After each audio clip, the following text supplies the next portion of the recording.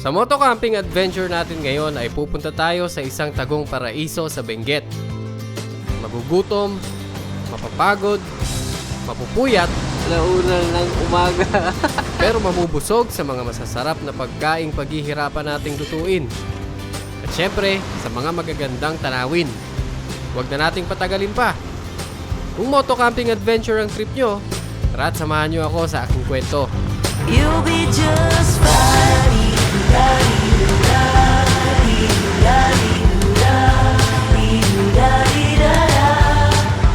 You'll be just fine. Welcome sa Stokwa, ang kwento ng mga budget meal adventures.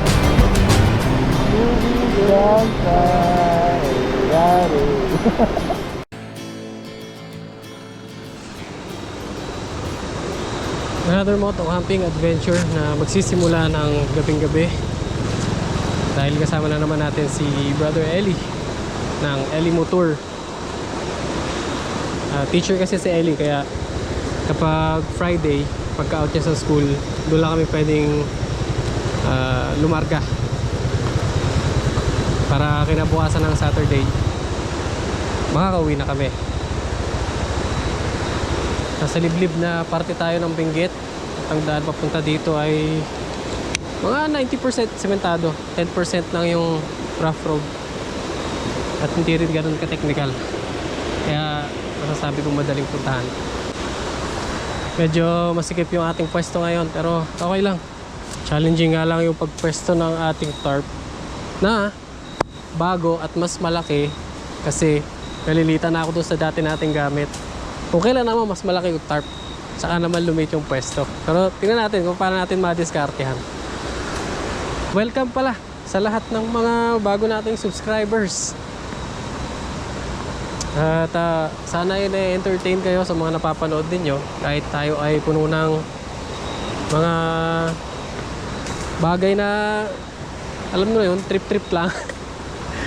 Kasi baka inaasahan nyo baka expert ako sa kung anumang bagay na may kinalaman sa camping.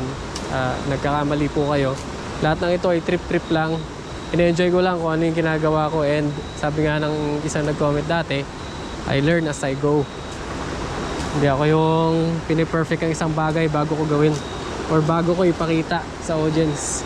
Kaya asahan nyo, marami tayong mga sablay. Ito lang pala ang downside ng ganitong peg. Maganda siya sa lupa, pero sablay sa mabato.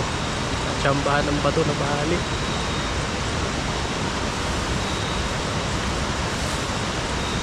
Or siguro hindi rin ako nag-iingat.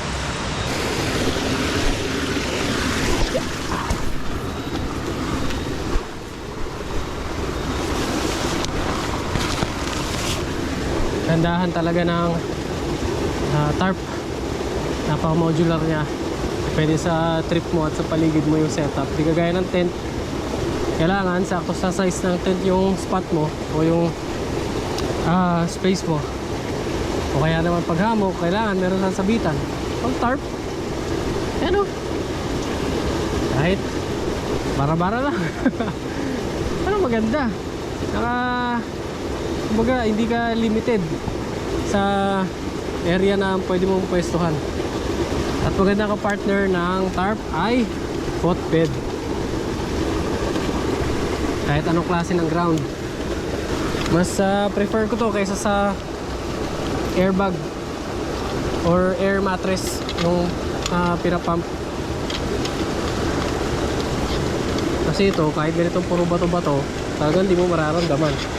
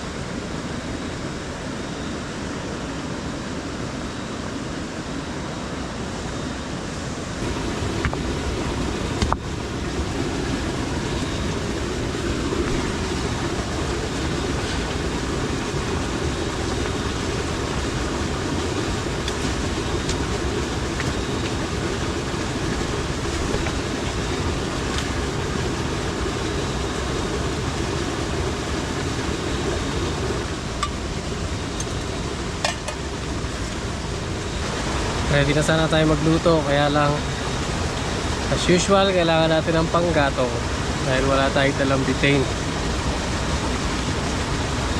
Sana lang po ipaharap tayong panggatong. Maganda lang sa spot natin eh, maraming mga kawayan. Ito mukhang marami tayong makukuhang panggatong. At mukhang marami rin tayong magagambalang ahas. Kaya lang makapad yung boots natin na galing kay Stitched Soul.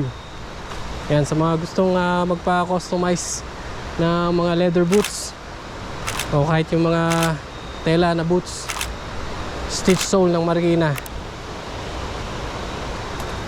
Kahit anong disenyo paggawa mo, kayang-kaya nila. Meron tayong nakita kung malaking panggatong. Kaya lang, malaki nga naman to. Hindi pwede sa wood stove natin. So, gawa natin ng paraan na magagamit natin siya. Lalagari lang tayo ng siguro mga 2 inches. Saka natin siya itakin. 2 inches deep.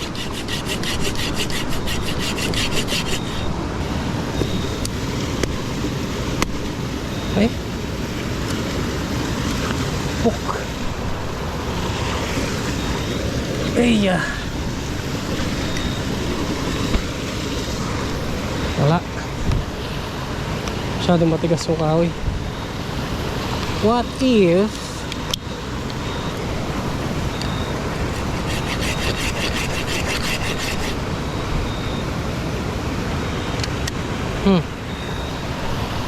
Tagalan tayo para sa ilang pirasong panggatong.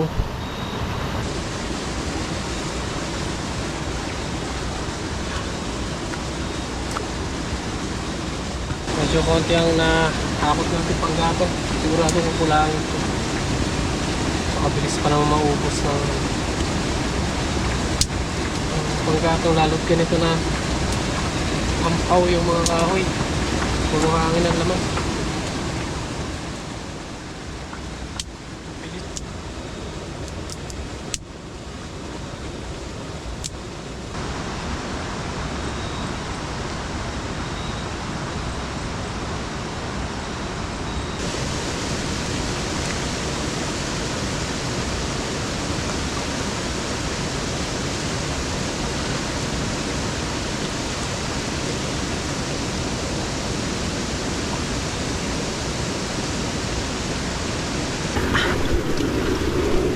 Nasabi ko nito noon, pero sa mga bago dyan, pag bibili kayo ng foldable na water bucket, huwag yung kagaya nito sa akin na mahaba at mataas, kasi bumabagsak ito eh.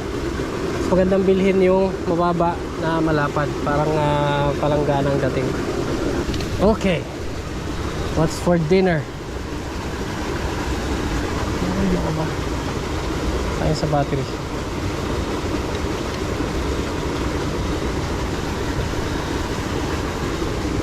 Tayo ay mag-uulam ng dito pala special sira na Boy Bangus, gourmet bangus by Boy First Time. Boy Bangus, available yan sa kanilang Facebook page. Mag-message na kayo kung paano order. Natingnan ko na to, promise sulit sa presyo. Sobrang sarap. Saka at least sigurado ka na hindi puro preservatives. Kasi pag yung mga branded na ginagawa sa factory, alam nyo na yan. Yun yung mga puno-puno ng preservatives. Ito, mababang shelf life or maikli ang shelf life, pero sigurado kang hindi masama sa iyong kalusugan. So yung Boy Bangus ay iluluto natin sa pasta. Nagawa tayo ng bangus pasta. Yan, lahat ng ingredients natin. Kung wala lang tayo ay kamatis. Kawa tayong kamatis. Pero okay lang.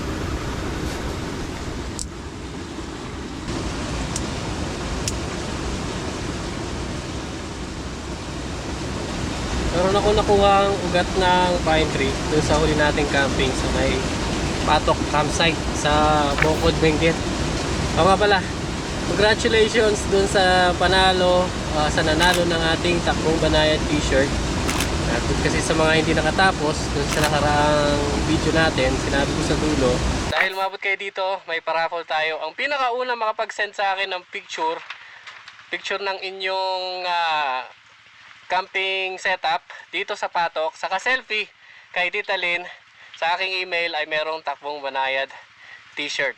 Siya yung unang nag-send sa atin ng kanyang proof na nag-camp siya doon sa Patok campsite.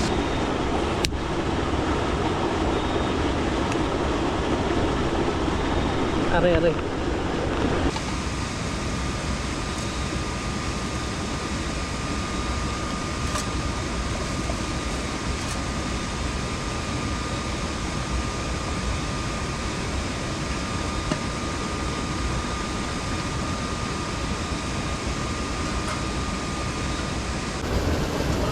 Yo. Gamit mo na yung chinelas mo. Hindi. Ito. Nagit mo nga saglit. Sige.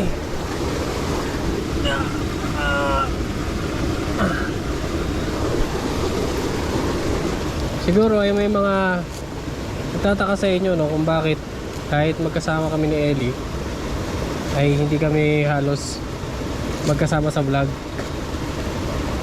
Napagid ko na ito noon, pero for the sake of the new subscribers, si Ellie kasi at ako pareho kami ng gusto namin may kanya-kanya kaming kwento pag nasa camping kami. Although magkasama kami, gusto pa rin namin na hindi namin naaabala yung isa't isa, gaya ng kagustuhan namin na hindi kami naaabala ng iba kapag nagkukwento o nagpo-vlog.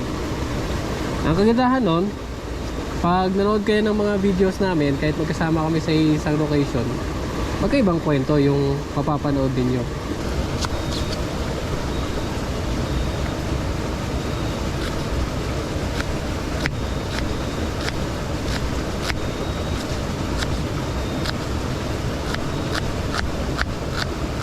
Nagpa-rescue na tayo kay Brother Elliot, nangingi ng panggato. Wala, ayaw tumuloy nung siga.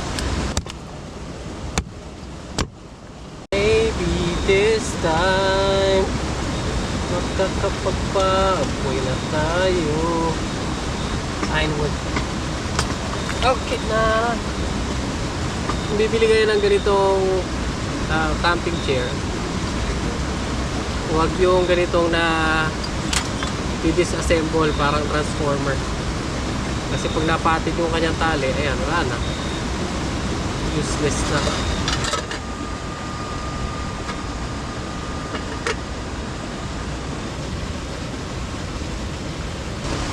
Butit pa ng madaling araw to, hindi pa natin nilalagay itong noodles. Ay, di pa umukulo. Salang na natin.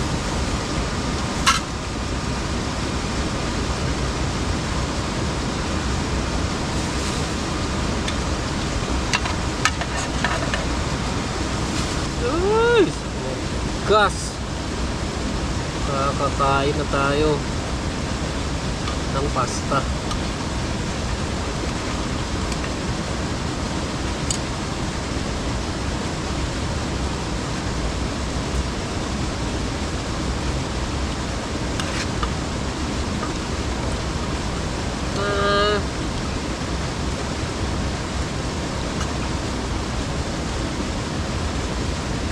Pwede yan, maluluto na yan.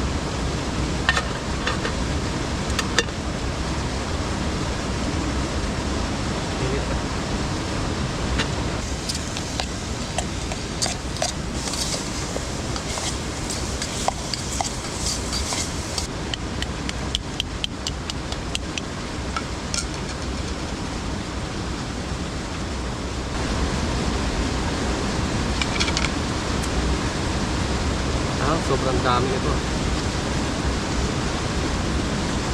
Huwag natin lahatin. Almusal natin yung tira. Okay.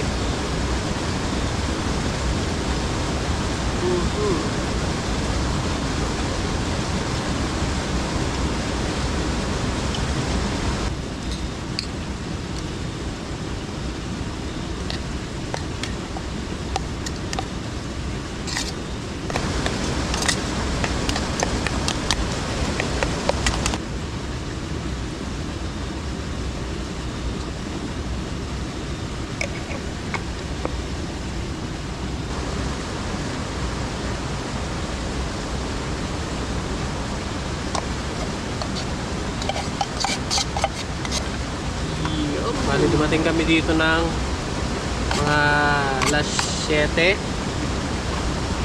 Tingnan natin kung anong oras na.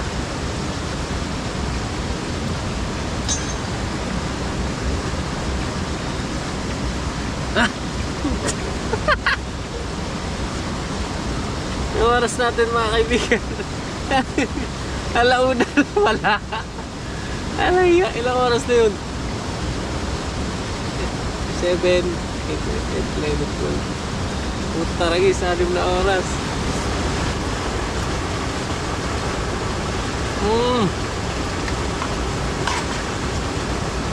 The best bangus pasta.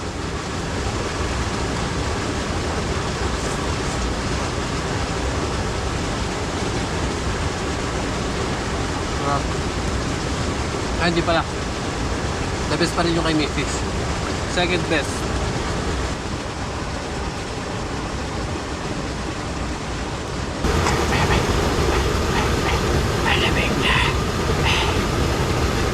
Kanina nga pala, may dumaan na lokal si Kuya Rudy. Nagkakwentuhan, tapos nabanggit niya maraming palaka dito. Ayun, nag-alok na manguhuli ng palaka. Sinamahan ko, kaya naman tumanggi. Kaya na ako nakakita ng mga ganong palaka, kulay dilaw. 3 frog ata yung mga yun eh. Pero yung iba hindi eh. Sabi niya ay nakakain. Pero dahil maliliit masyado, hindi naman kami marunong magkatay ni Ellie ng palaka. Eh pagkaalis niya, pinakawalan din namin. Kawawa naman eh. Halos di mo naman din mararamdaman sa tiyan mo yun, makaliliit. Pero kung malalaking palaka yun, palaka barbecue tayo ngayon sana.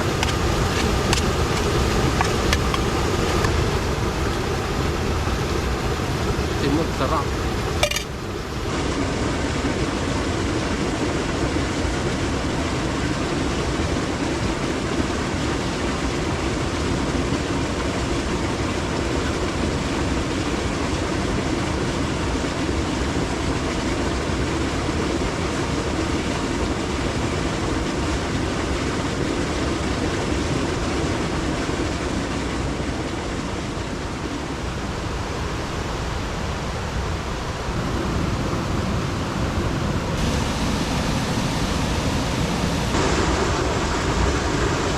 So, good morning. Masyadong maganda tulog sa atin. Excited ako sa bato. Parang sira na yung cockpit.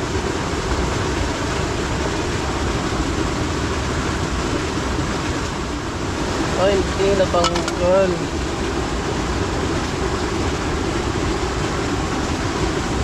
Alas lang siya dun sa ano. Kakakabit.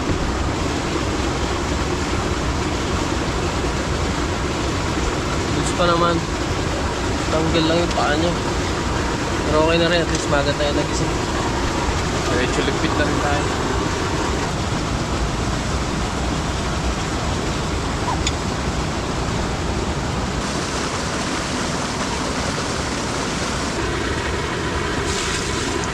Bago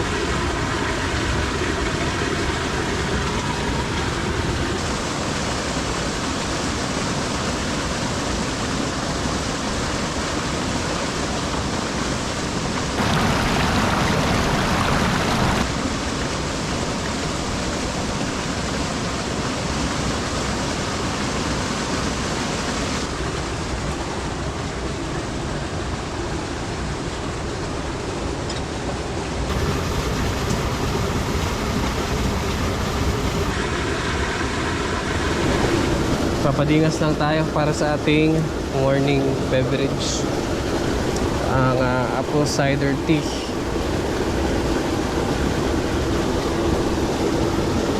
This time handa na tayo.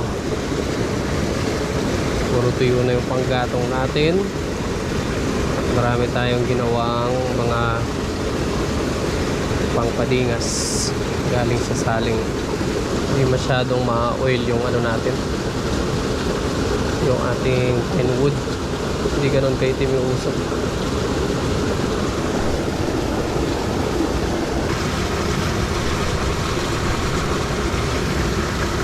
Masyado nakukulob sa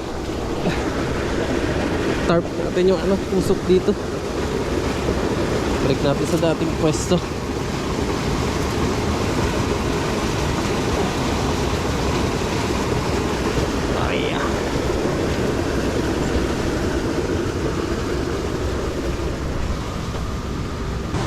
Habang pinapinit natin yung pangsyaan natin, handa natin yung ating almusal. Ngayong umaga, tayo ay gagawa ng pancake. As usual, tansya gaming lang tayo. Walang sukat-sukat. So wala akong masishare na recipe sa inyo. Una dyan ay ang ating saging. Banana pancake tayo ngayon. Una natin gagawin ay dudurugin yung saging. Mas maganda kung overripe. Pwede na yung ating mainit na tubig.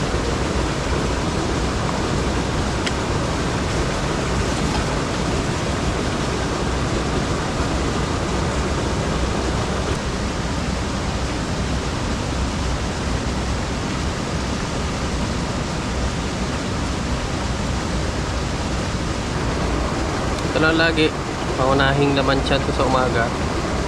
Apple cider tea, 2 tablespoons ng apple cider, 1 tablespoon na kanin.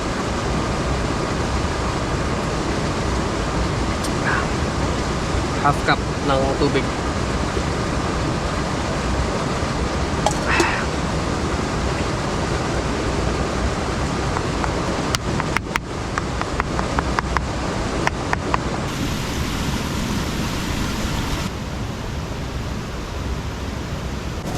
Mga 5 kutsara siguro to.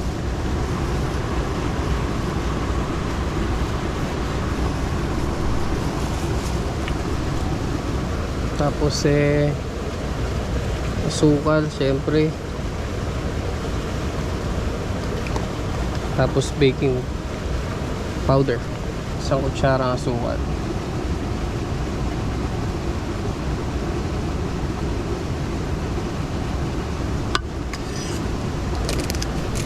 Tapos baking powder, mga kalahating kutsara.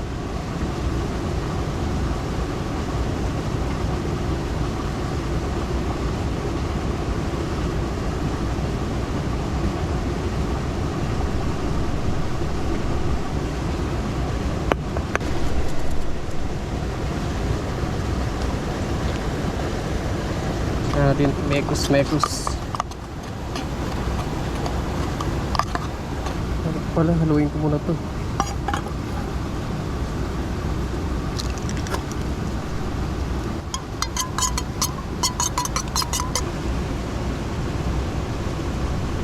Tapos suka, 3 tablespoon. 1, 2,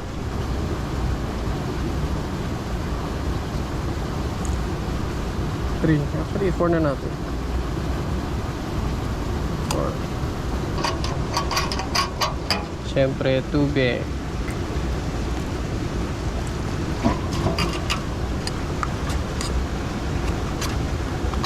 Tapos yung paghalo, hindi parang nagbabati ng ng itlog.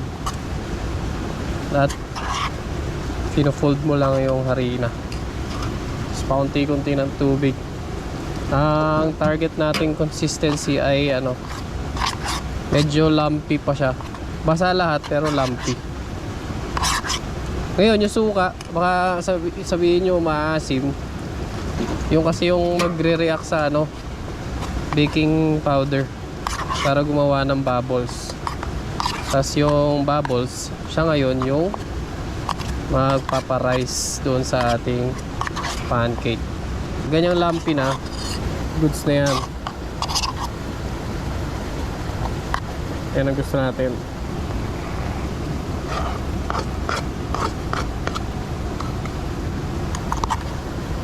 Banana with kahoy-kahoy.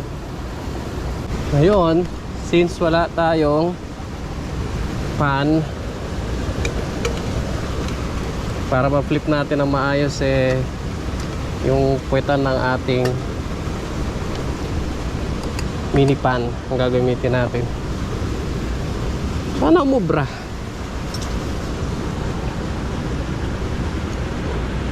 Ay gasti.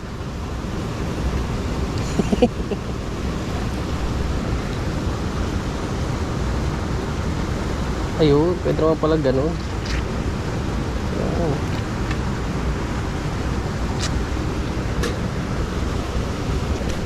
Okay. Ay, wala pala tayong, ang tawag doon, spatula. Masyadong malakas yung ating apoy ah. Nagliyab na.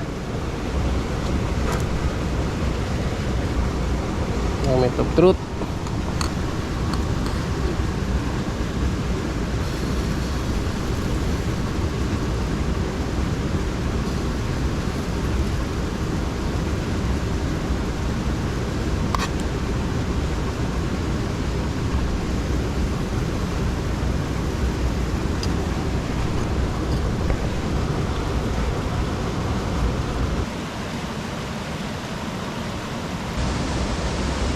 Ngayon ay Saturday, September 19, October 19 pala.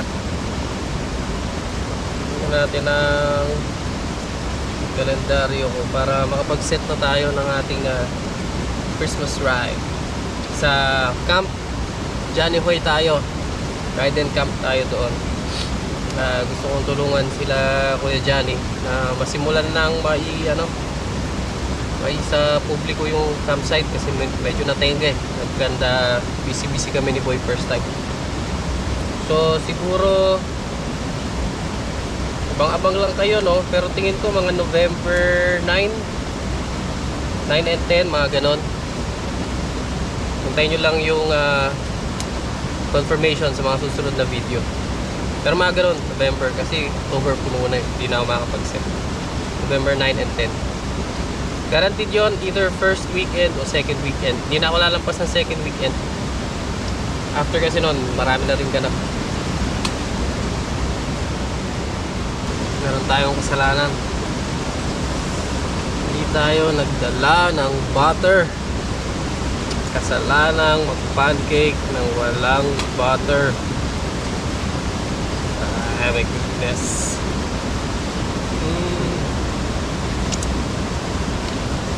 Pancake ala Direct Chino. Siyempre para mas masarap ang ating kain, sama natin ang magandang view, di ba? Dito na rin lang tayo sa napakagandang lugar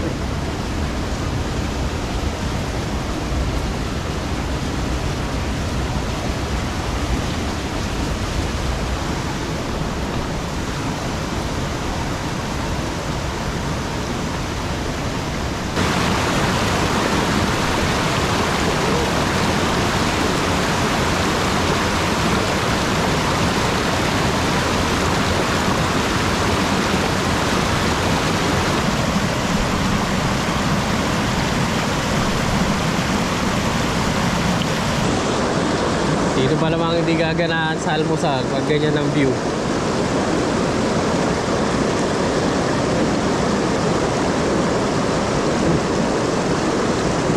Harap. Sa mga gusto magpunta rito, ito ang search nyo sa Google Maps. Pero kung hindi mo ito nakikita, ibig sabihin hindi ka member. Kasi yung mga ganitong raw spot na hindi develop, walang nagme-maintain, hindi pinagkakakitaan ng pribadong tao o ng LGU, ay hindi ko dinidisclose sa publiko para mapangalagaan yung kalagayan niya. Kaya naman sa mga members lang natin dinidisclose kasi kukunti lang naman yung members natin. At alam ko yung mga members natin ay responsableng campers. Sana hindi nyo ko i-disappoint. Pala. Salamat sa lahat ng order ng ating Takbong Banaya t-shirt. Solid yan, naka-emboss yung kanyang print. Tapos may Direct Gino na naka-emboss din sa likod. Tapos merong etiketa, nakamukha ng ating sticker. Salamat sa lahat ng pumili. Gusto ko rin palang magpaabot ng pasasalamat kay Piggy Bite na nag-sponsor ng gulong kay Brother Eli. Si Brother Eli kasi hindi naman full-time na vlogger kagaya natin. Kaya yung mga gastusin niya sa pagbablog talagang tipid. Kasi syempre priority niya yung gastos sa pamilya. So yung mga gamit niya either donated or recycled or kanyang mga diskarte na lang sa iba pang bagay na pwede niyang madala galing sa kanilang bahay. So kung meron kayong extra, imbis na sa akin yung donate, mas ma-appreciate ko kung kay Brother Eli na lang. Ang akin lang bili na lang kayo ng Takong Banahe t-shirt. Masaya na ako doon.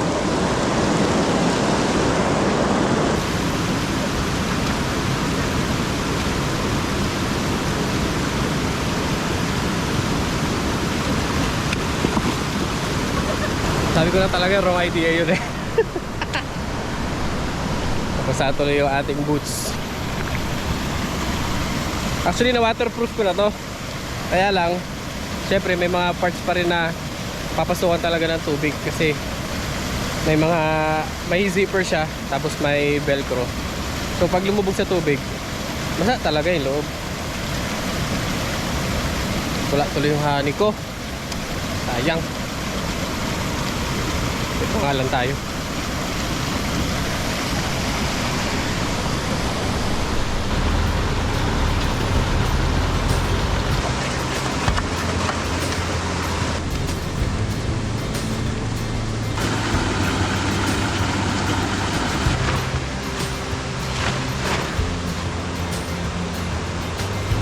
Hindi na tayo naligo kahit napakaganda ng tubig kasi ilang araw nang hindi maganda yung pakiramdam natin. Bawi tayo sa susunod na photo camping adventure natin dahil plano namin ni Brother Eli sa isang magandang kailugan na naman somewhere sa Zambales. Salamat sa pagtapos ng ating video. Hanggang sa susunod nating photo camping adventure. You'll be just fine.